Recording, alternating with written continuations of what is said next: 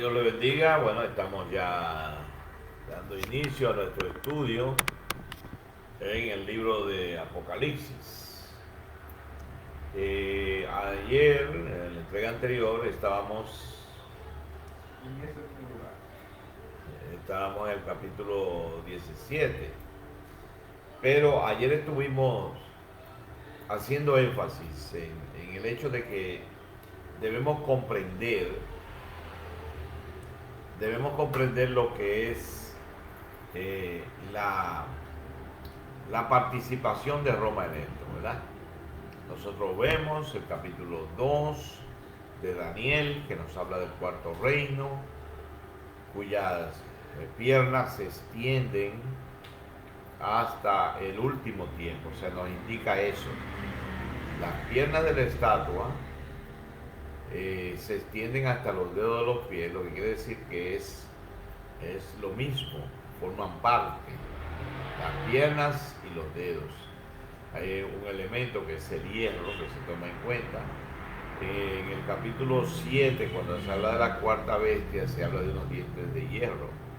O sea que está enlazando los dedos de los pies con la cuarta bestia del capítulo 7, mencionando el hierro, los 10 cuernos de la estatua, los 10 dedos de la estatua, los 10 cuernos de la bestia, y una serie de elementos más que mencionamos que nos hablan de la cuarta bestia y que nos hablan del tiempo de operación desde el año 168 a.C.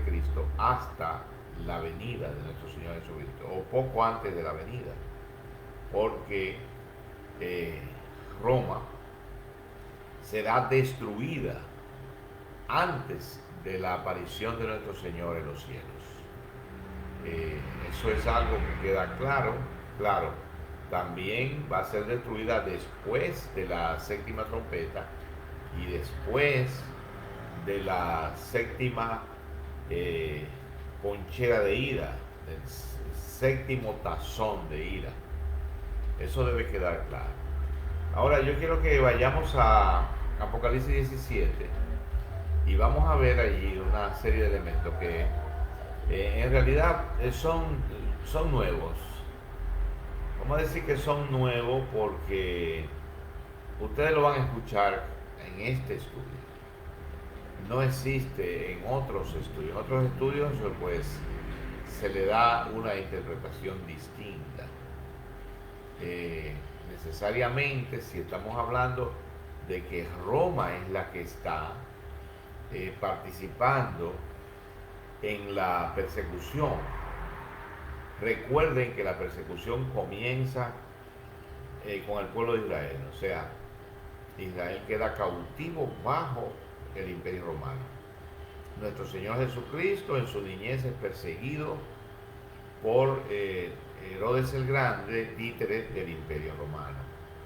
El imperio romano, o sea, Pilatos, procurador romano, es el que se encarga que autoriza la muerte de nuestro Señor Jesucristo. Dijimos que los clavos que atravesaron las manos del Señor eran romanos, que la cruz era romana, que los soldados eran romanos, que los soldados frente a la tumba de nuestro Señor eran soldados romanos. Roma tuvo una participación activa en la muerte de nuestro Señor. Pero lo mismo pasa también con Nerón, que decreta la persecución de la iglesia. Él también era emperador cuando el sitio de Roma, de Jerusalén. En el año 70, entonces, con Vespasiano y el emperador Tito, su hijo, la destrucción de Jerusalén y la destrucción del templo, la matanza de los judíos. Entonces, vemos también que bajo el emperador Nerón muere el apóstol Pedro y muere el apóstol Pablo. Después la persecución continúa y ya con Domiciano, entonces es hecho preso el apóstol Juan y es enviado a la isla de Patmos. Tenemos entonces una participación de Roma activa en la persecución de la iglesia hasta el año 313. Ya entonces tenemos a partir del año 313 una participación del emperador en la vida de la iglesia, Constantino. Y esa participación de Constantino fue una participación activa.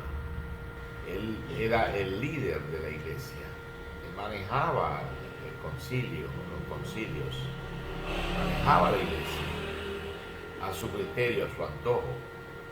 Entonces la iglesia comienza a tener un cambio, una transformación, y esa transformación nosotros la vamos a ver en detalle cuando Constantino pasa a dirigir la iglesia. A partir de ahí, quizá un poco antes, porque el enemigo estaba tratando de filtrar doctrinas falsas, y a partir de Constantino entonces eso se acentúa. ¿Me quiere decir algo, Christopher? Moreta, Dios te bendiga, gracias por estar con nosotros. Pues sí, entonces podemos ver la participación de Roma. Roma permea la iglesia, o sea, Roma pasa a tener control de la iglesia, o de la iglesia. En realidad en esa etapa hay un comienzo en el cual Roma comienza a poner control sobre la iglesia, pero no siempre la iglesia va a seguir en manos de Constantino y de Roma, sino que la iglesia, la verdadera, la sana, se separa del imperio y entonces pasa a ser víctima de una iglesia apóstata. Es lo que se presenta entonces con Constantino, una iglesia apóstata, pero romana al fin y al cabo. O sea, ya el imperio entonces ahora es religioso y cristiano, entre comillas. Y comienzan entonces las transformaciones para adecuar a esa iglesia naciente, a esa iglesia apóstata naciente, adecuarla a la forma del enemigo. O sea, lo que el enemigo quiere que rija dentro de esa iglesia apóstata comienza a aparecer dentro de la iglesia. Entonces ya en el año 1080 y tanto, entonces el emperador, más bien el Papa Inocencio III, comienza la persecución, lo que le llaman la Santa Inquisición. Y vamos a ver entonces todo lo que sucede a partir de ahí, cómo la iglesia apóstata persigue a los verdaderos cristianos. Entonces sigue Roma ya como lo que le llamaban entonces el Sacro Imperio Romano. Ya no es solo un imperio, sino también una religión.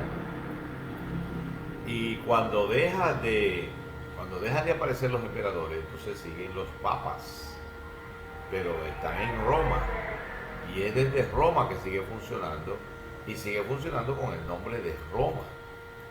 Nosotros nunca vamos a encontrar en las escrituras que Roma es una ciudad santa. Nunca lo fue, no lo es y jamás lo será. Sino lo contrario, Roma siempre estará ligada al antagonismo de la iglesia y del pueblo de Israel. Fue Roma la responsable de las matanzas de los israelitas, porque en España, por ejemplo, la expulsión de los judíos Y la persecución en muchos lugares de los judíos se debía porque ellos, según la acusación de Roma, mataron a Cristo. Entonces se despertó odio en la población que todavía continúa. Todavía al día de hoy hay muchos lugares donde se habla de eso, de la persecución contra los judíos porque mataron a Cristo, pero no estimularon la idea de que Cristo era judío, de que la madre de Cristo era judía. Entonces si Cristo y María existieran hoy, pues entonces ellos también los persiguieran porque eran judíos. Bien, vamos a ver algunos versículos del capítulo 8, vamos a ver el versículo 4 y 5. Capítulo 17 de Apocalipsis, versículos 4 y 5. La palabra de Dios se va a leer en el nombre del Padre, del Hijo y del Espíritu Santo. Y la mujer estaba vestida de púrpura y escarlata, y adornada de oro, de piedras preciosas y de perlas. Y tenía en la mano un cáliz de oro lleno de abominaciones y de la inmundicia de su fornicación. Y en su frente un nombre escrito, un misterio: Babilonia la Grande, la madre de las rameras y de las abominaciones de la tierra.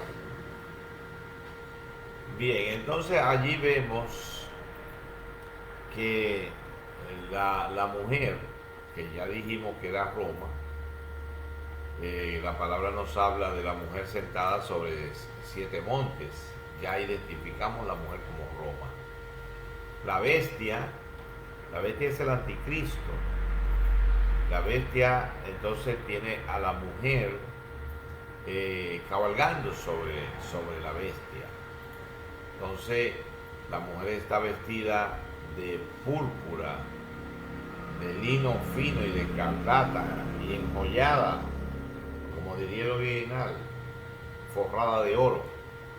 Entonces hay algo muy importante con relación a Apocalipsis, que nos habla de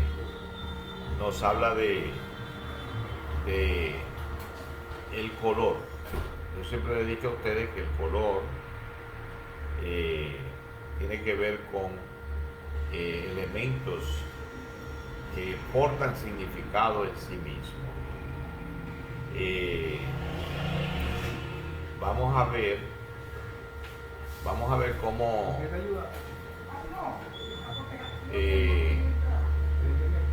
entonces ¿qué elemento hay ahí en ese? El color escarlata. El color escarlata lo podemos encontrar ahí con relación a la mujer, pero ese color escarlata lo vamos a encontrar también en la bestia. Y en el capítulo 12, verso 3, vamos a encontrar el color escarlata relacionado con Satanás. Nosotros nunca vamos a encontrar el color escarlata relacionado con la iglesia, ni con Israel, ni con ninguna cosa santa, sino que lo vamos a encontrar relacionado con Satanás, lo vamos a encontrar en la bestia, y lo vamos a encontrar en la mujer. El color entonces identifica a ese grupo como maligno, como satánico. Es el color escarlata, está relacionado con Satanás. Este grupo, la bestia y la mujer, están relacionados con Satanás. También nosotros vamos a encontrar que ella dice que está adornada de oro. El oro, las piedras preciosas, las perlas. Nosotros vamos a encontrar eso mismo también en las calles de oro, en Jerusalén, porque allí tiene ella una apariencia de santidad. Las perlas, el oro, las piedras preciosas, todo aquello está presente también en la Nueva Jerusalén. ¿Perdón? Bueno, le damos la bienvenida a mi esposa y ella manda un corazón y nosotros devolvemos uno del mismo tamaño o más grande. Mira, vamos a ver lo que nos dice Apocalipsis capítulo 12, verso 3. También apareció otra señal en el cielo. He aquí un gran dragón escarlata que tenía 7 cabezas y 10 cuernos, y en sus cabezas 7 diademas. Correcto, un dragón escarlata. Vamos a ver lo que nos dice Apocalipsis 17, 3 otra vez. 17, 3.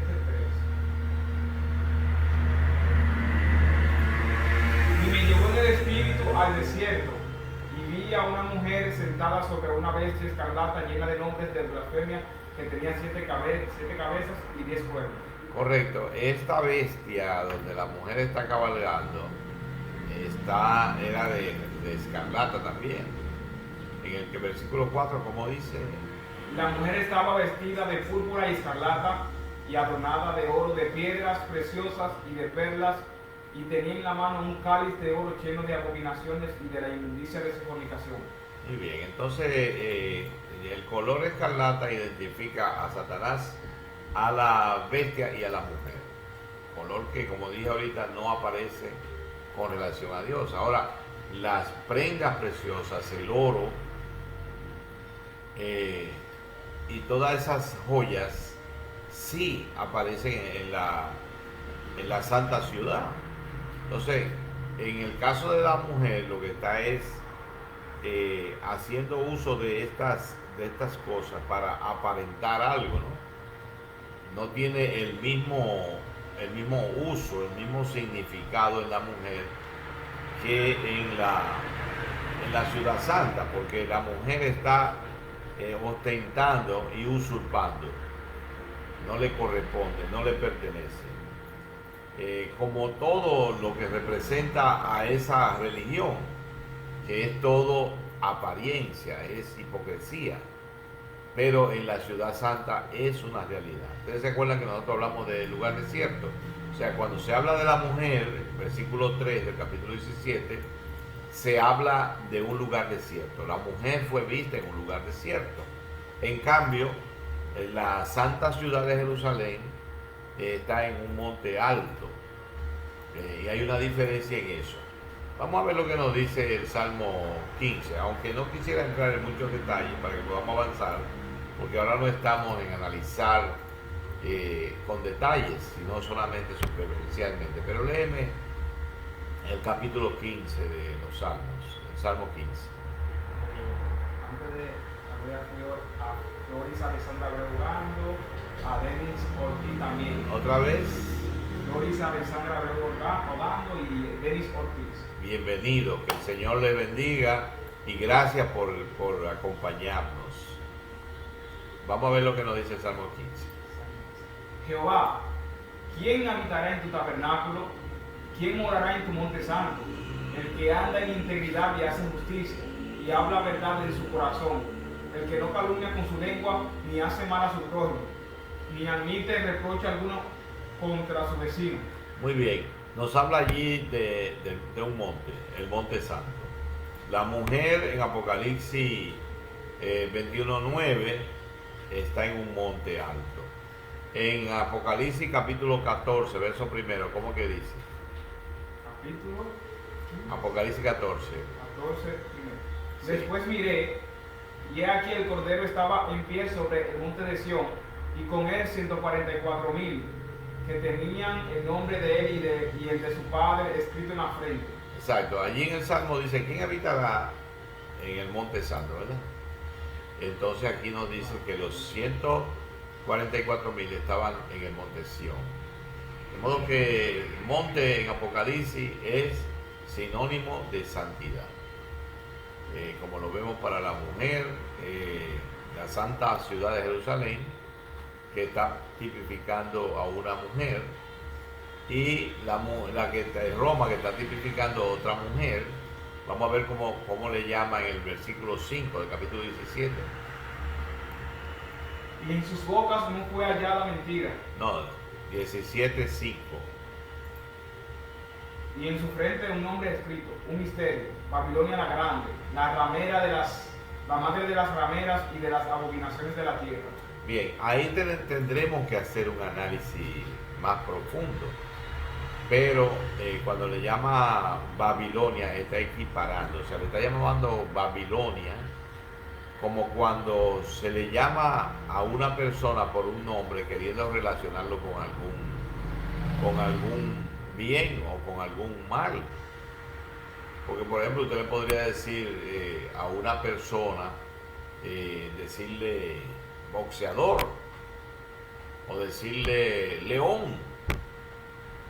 Y entonces, no, porque fulano es un león.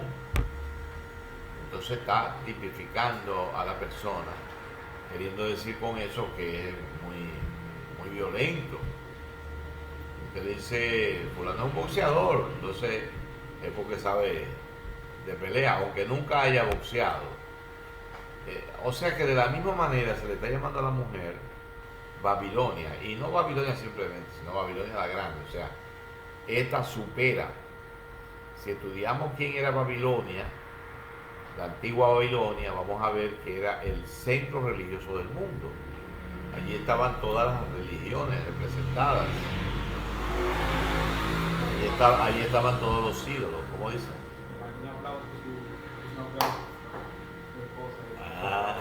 Perfecto, que el Señor la bendiga. Entonces, tenemos que Babilonia, ¿verdad?, representaba la idolatría. ¿Qué hizo Babilonia con el pueblo de Israel? Se lo llevó cautivo. Los siervos de Dios estaban allí en medio de Babilonia, tenían que luchar contra la idolatría. Entonces Babilonia representa la persecución del pueblo de Dios, representa la idolatría. Pero cuando habla de Roma como Babilonia la grande, entonces está diciendo que todo lo que era Babilonia, Roma lo va a multiplicar, va a ser mucho peor. En la misma línea de Babilonia, de la Babilonia antigua, Roma va a multiplicar esos males. Eso es lo que significa Babilonia la grande, pero también le llama madre de las prostitutas de la tierra, o sea, en sentido espiritual, porque no estamos hablando de sexo literalmente hablando, sino que estamos hablando de idolatría. Y entonces todo lo que son esos cultos que existen en el mundo, usted le va a encontrar una relación con Roma, con la Roma de hoy, porque hay muchos cultos que incluso muchos de ellos Roma los rechaza, pero que se originaron en Roma o fueron inspirados por Roma. Por ejemplo, para ponerle un pequeño ejemplo, si usted busca los brujos en muchas partes del mundo, hacen uso de las imágenes de Roma. Las imágenes de los llamados santos de Roma, los brujos los utilizan para hacer sus invocaciones. Incluso hasta el culto haitiano, el vudú, hace uso de las imágenes de Roma. Hay muchas imágenes que se utilizan en el culto de Roma que detrás tienen nombres del budismo, por ejemplo, Papa Candelo, Anaísa, todos esos santos. Usted sabe, usted se busca aquí, por ejemplo, en nuestro país, la fiesta de palos, y las invocaciones son a llamados santos que entonces vienen con otros nombres, pero están representados en esas imágenes. Entonces, ¿de dónde se originan esos cultos? Se originan en Roma. Entonces ella es madre de todas las abominaciones de la tierra. Toda esa abominación que el culto cristiano, o el verdadero cristianismo rechaza, que el judaísmo rechaza, y en el judaísmo y en el verdadero cristianismo es donde está lo que a Dios le agrada. Los mensajes, las leyes y el culto cristiano, el de origen, porque usted no va a encontrar ni en el primer ni el segundo siglo, todo lo que aparece a partir del tercer siglo. A partir del año 325 comienza entonces a aparecer los cultos. Por ejemplo, el culto de las imágenes aparece después del año 300, no existía antes. Pero todo eso lo vamos a hablar con mayor detalle y poniendo fechas específicas de la aparición. Si nosotros tuviéramos una foto, un retrato del culto romano, entonces tendríamos que hablar de todas esas cosas que aparecen después del 300. No están antes del 300. Entonces, ¿dónde que está la iglesia de Roma? Después del 300. Esa es la iglesia de Roma.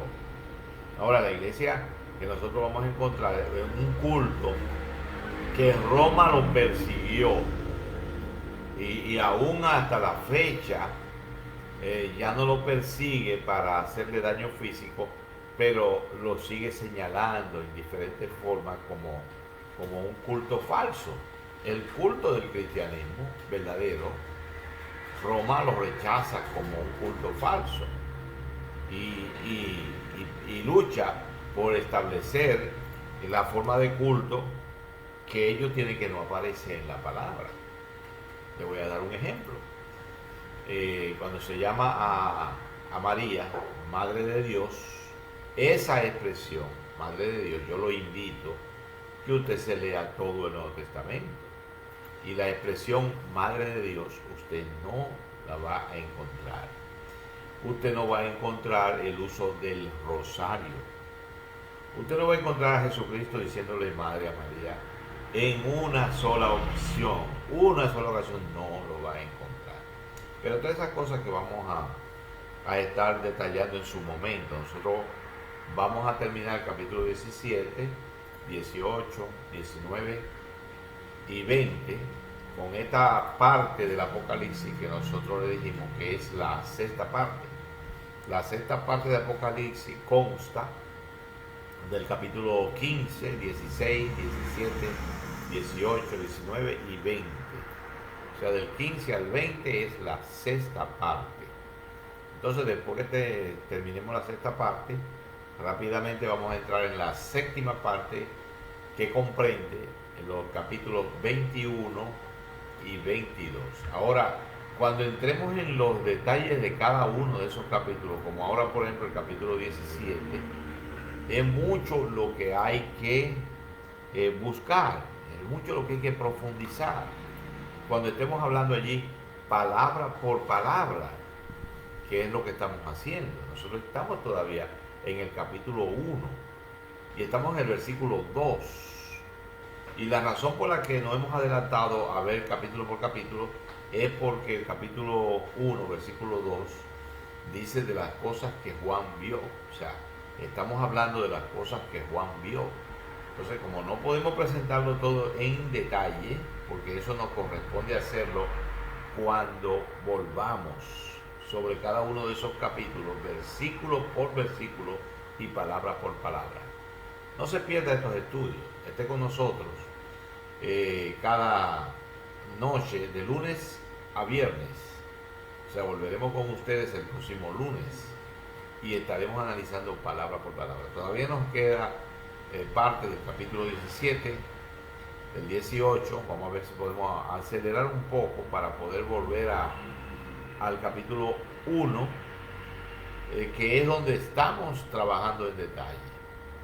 Tan pronto terminemos esta parte, vamos a entrar en el versículo 3, que también lo vamos a dividir en 3 partes y lo vamos a analizar. Por el momento, ¿verdad?